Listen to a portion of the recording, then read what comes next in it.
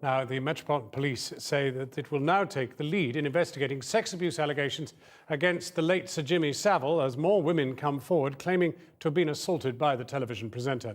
As the BBC continue to deny that they had any knowledge of the alleged assaults, a former press officer for the corporation has admitted that the controller of Radio 1 asked him to look into abuse rumours in the 1970s.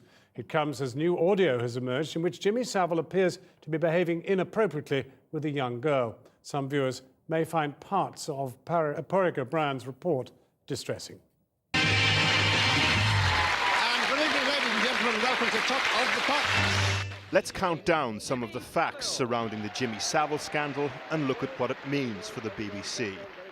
At number 5, at least 10 women have now come forward, either to police or in the media.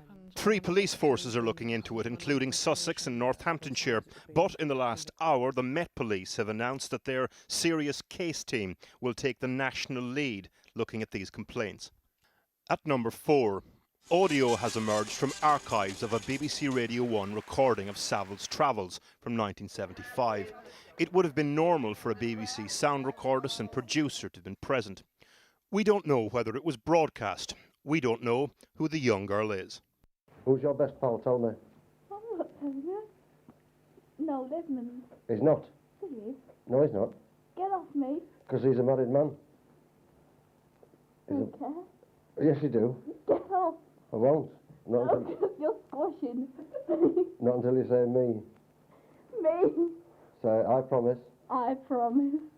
that you, Jimmy Savile, You, Jimmy Savile, are the only one are the only one. in my life, No, you're not the only one in my life.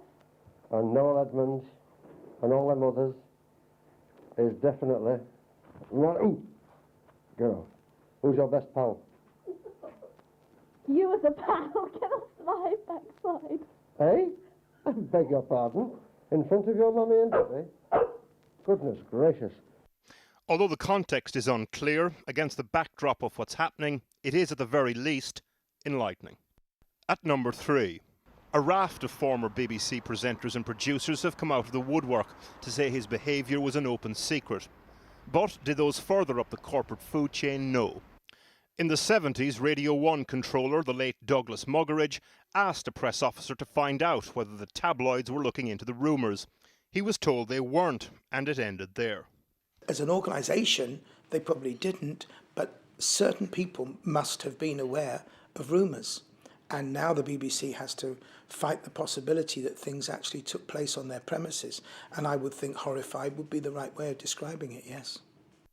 At number 2, this evening, mixed messages at the BBC. A senior executive has said there's no reason now why parts of the original Newsnight investigation into Savile can't be made available, which we understand came as a surprise to many in the corporation. Finally, at number 1. No concrete evidence has emerged of any sort of cover-up at the BBC.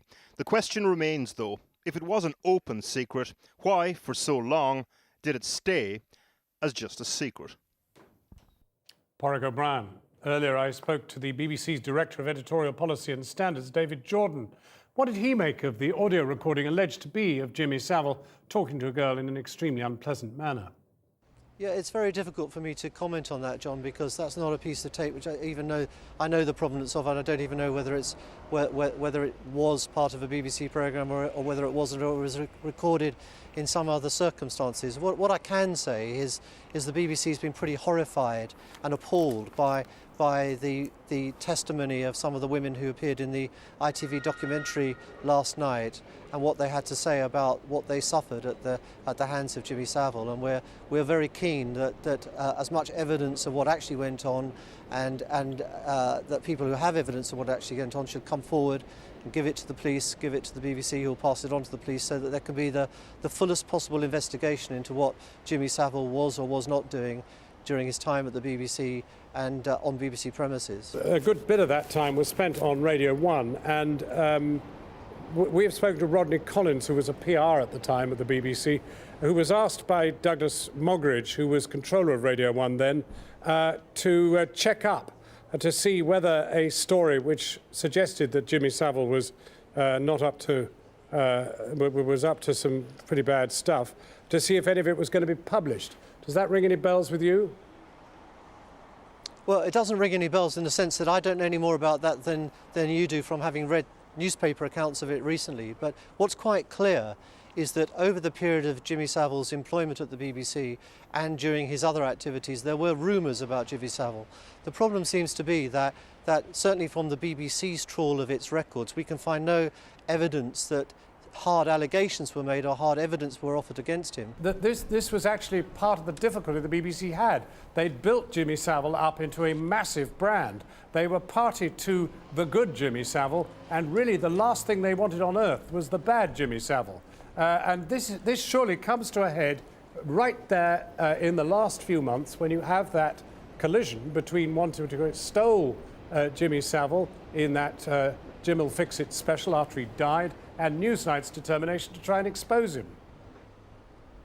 Well, I've not known any manager at the BBC who, however big the star, would have been prepared to tolerate the kind of behaviour which we now have alleged against Sir Jimmy Savile, and which there's really significant evidence to suggest he was guilty of. Well, let's turn then to your investigations that are going on now. What are they? Well, what we've done is to make available our investigations unit at the BBC to help the police in any inquiries they can make. What is that? That's a group of journalists, is it? Going onto the BBC. Is that a group of journalists or what?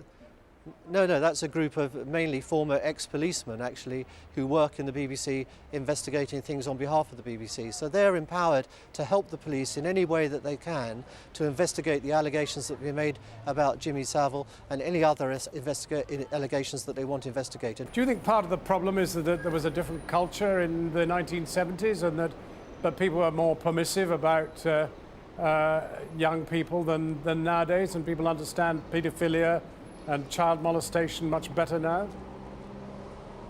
I certainly do think there was a different culture in that era, in the 60s and 70s, in relation to child protection, and I certainly do think that thanks to the efforts like people like Esther Ranson and so on, that we have considerably stepped up the way in which we deal with child protection in all of our lives, but in broadcasting and in the BBC just as much as anywhere else. There was a different culture, but I don't recollect a culture in which it was acceptable for a 30 or 40-year-old man to push a young woman aged 14 or 15 up against a wall and sexually molest her. I don't think that was acceptable at any time in the past or in the present.